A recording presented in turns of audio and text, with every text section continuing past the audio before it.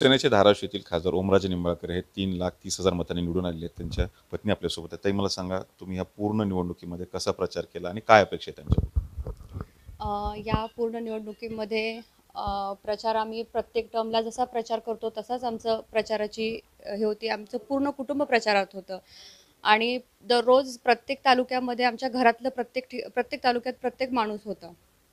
आणि खरं सांगायचं झालं तर प्रचारामध्ये अजिबातच आम्हाला टेन्शन नव्हतं. लोकांकडनं पण खूप चांगला प्रतिसाद होता आणि प्रत्येक ठिकाणाहून असं एकही गाव नाही की जिथं कुठं लोकांकडनं काही कंप्लेंट ऐकण्यात आली आहे किंवा कुठल्या बाबत त्यांना अपेक्षा त्यांची पूर्ण झाली नाही, असं कुठंच वातावरण नव्हतं.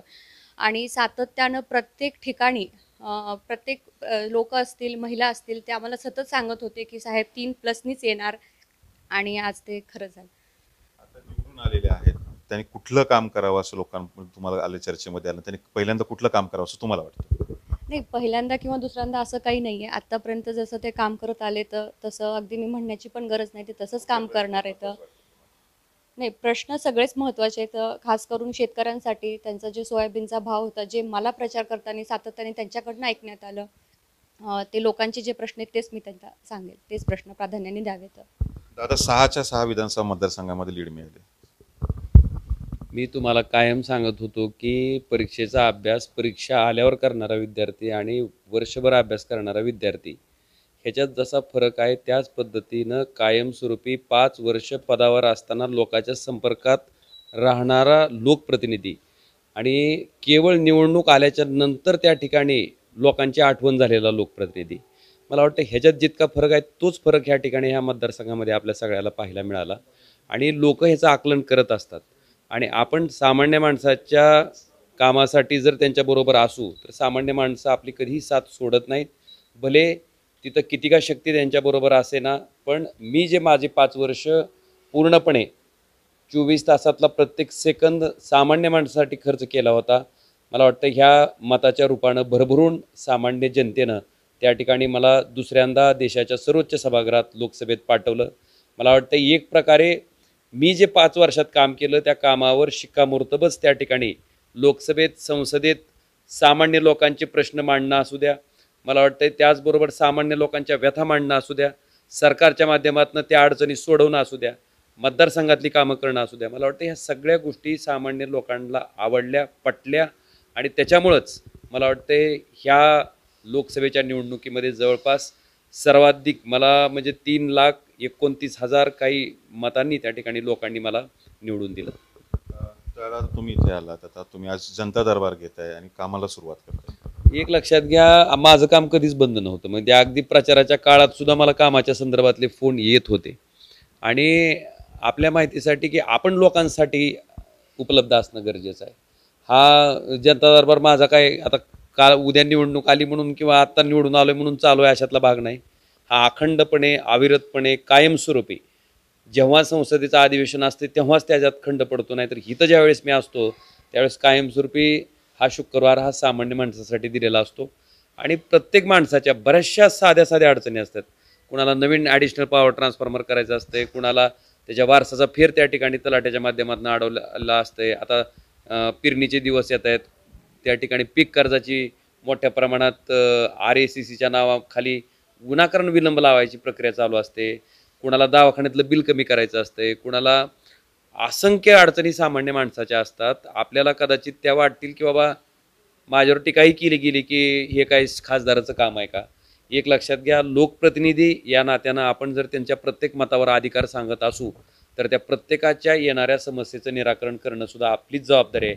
मला वाटते जसं आपल्याला हक्कानं मत मागायचा अधिकार आहे त्याच पद्धतीनं त्यासुद्धा लोकांना हक्कानं मत टाकल्याच्या नंतर त्यांचं हक्कानं काम सांगायचा सुद्धा अधिकार आहे आणि ते काम एक लोकप्रतिनिधी म्हणून आपण तितक्याच ताकदीनं करणं अपेक्षित आहे.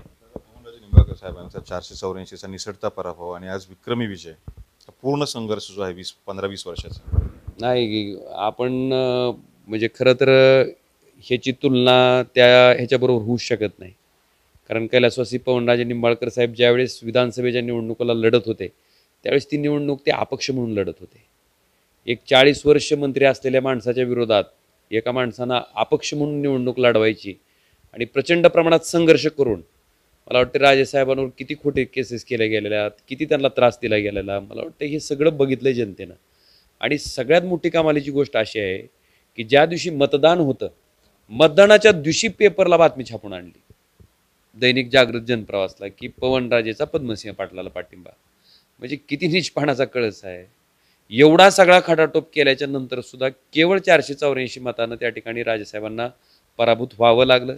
खरं तर राजेसाहेब जर त्या ठिकाणी आमदार म्हणून निवडून आले असते तर कैलासवासी पवनराजे निंबाळकर साहेब हे महाराष्ट्रात नव्हे तर देशात की आमदार कशा पद्धतीचा असतो मला वाटतं हे पूर्ण त्या ठिकाणी देशाला बघायला मिळालं असतं. दुर्दैवानं ते त्या ठिकाणी कसं असतंय, राजेसाहेब असणं आणि त्यांचा मुलगा असणं फरक आहे. कारण पवनराजे साहेबच होते, त्यांची जागा कोण घेऊ शकत नाही. हां, फार फार तर आपण तिथपर्यंत अगदी त्यांच्या पहिल्या पायरीला शिवायचा प्रयत्न करू शकतो, पण मला वाटतं पवनराजे होणं तितकं सोपं नाही. असो, पण ज्या भावनेतनं राजेसाहेबांनी स्वतःचं पूर्ण आयुष्य सामान्य लोकांसाठी दिलं, ज्या पद्धतीनं सामान्य लोकांसाठी त्यांनी अखंडपणे कामं केली, आणि कुठलाही माणूस आजही म्हणलं जाते की कैलासवासी पवनराजे निंबाळकर साहेबांच्या दारात आलेला माणूस रिकाम्या हातानं परत गेला नाही. मला वाटतं राजेसाहेबांना जाऊन आज जवळपास आपण बघितलं असेल 18 वर्ष झाली, पण 18 वर्षाच्या नंतर सुद्धा राजेसाहेबांची आठवण न काढता त्या ठिकाणी ह्या जिल्ह्यातलं समाजकारण आणि राजकारण पूर्ण होऊ शकत नाही. आता विधानसभा जवळ येत आहेत, सर्व विधानसभामध्ये तुम्हाला आघाडी मिळाली, काय मोर्चे बांधणी असणार, विधानसभेची काय तयारी असणार? एक लक्षात घ्या, आपल्या मोर्चे बांधणीला काय अर्थ नसतो, जनतेला काय वाटतंय. नेमकी गल्लत इथंच व्हायला लागली की आपल्याला सत्ता मिळाली की आपल्याला वाटायला आपला बालेकिल्लाच आहे, आपल्या बापजादेची प्रॉपर्टीज आहे. असं नसतंय. लोकांनी तुम्हाला जबाबदारी म्हणून त्या पदावर बसवलंय, आणि तुम्ही जर प्रतिष्ठा म्हणून मिरवत असाल तर लोक तुम्हाला त्या पदावरून खाली उतरवायला वेळ लागत नसतो. मला वाटतं हे पहिल्यांदा प्रत्येक लोकप्रतिनिधीनं डोक्यातनं काढून टाकणं गरजेचं आहे की हे प्रतिष्ठेचं पद आहे, अजिबात नाही, हे जबाबदारीचं पद आहे.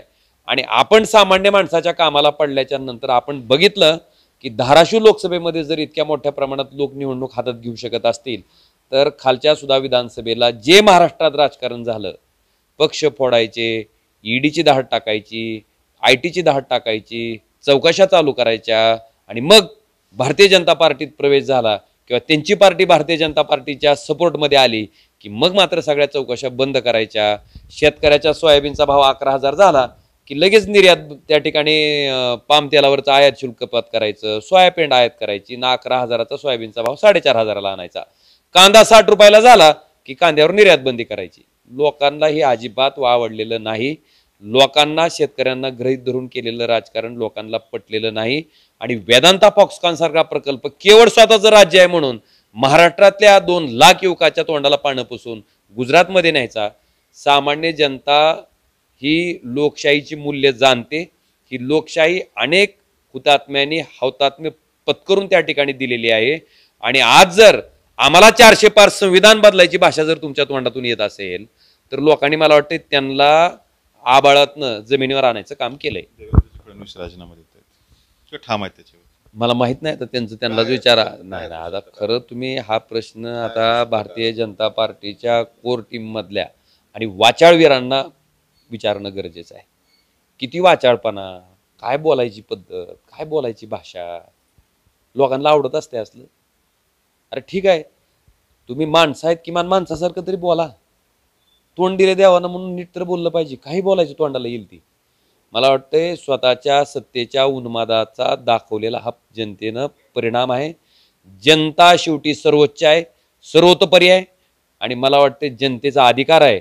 आणि जनतेनंच दाखवून दिलं की आम्ही त्या ठिकाणी जसं तुम्हाला सत्तेत बसवू शकतो तसं सत्तेतनं खाली पण खेचू शकतो. जनता ही सर्वोच्च आहे आणि जबाबदारीचं पद आहे असं ओमराजे निंबाळकर सांगतात, आणि जनतेसाठी अविरत काम करण्याचा संकल्प त्यांनी केला आहे. संतोष जाधव, TVN मराठी, धाराशिव. को पावर्ड बाय विमल. विमल बोलो जुबा केसरी.